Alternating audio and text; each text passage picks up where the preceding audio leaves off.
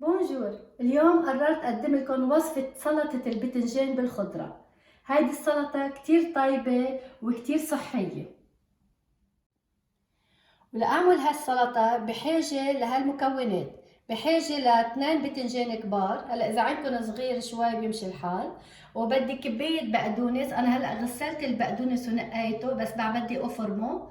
وبحاجة لبندورة، أنا رح استعمل تشيري توماتو، فيكم تستعملوا بندورة راس كبيرة ما بيأثر.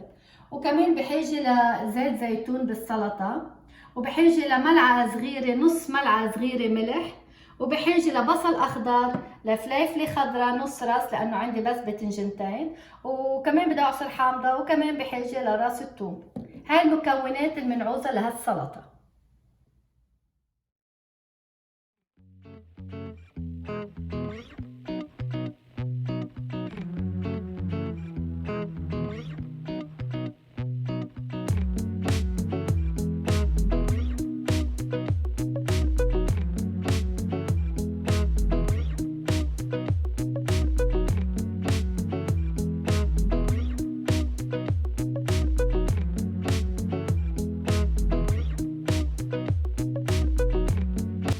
وهلا من بعد ما شويت البتنجان ونطرته لسقع ورجعت قشرته، لازم هلا قطعه وحطه بالجار وافرم الخضره وظبطهم على بعضهم. بنبلش بالبتنجان.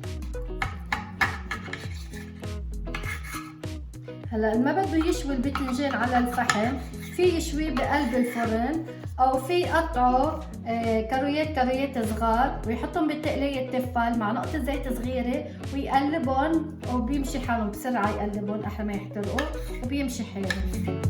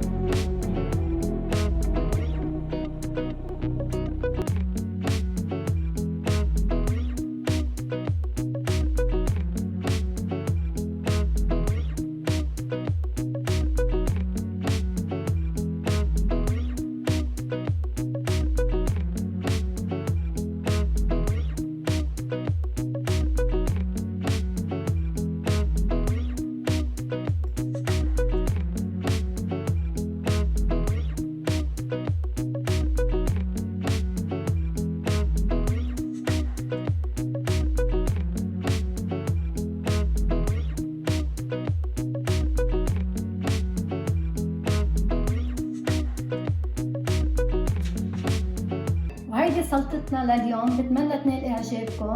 بليز سبسكرايب وكومنت اند لايك. ثانك يو سو ماتش.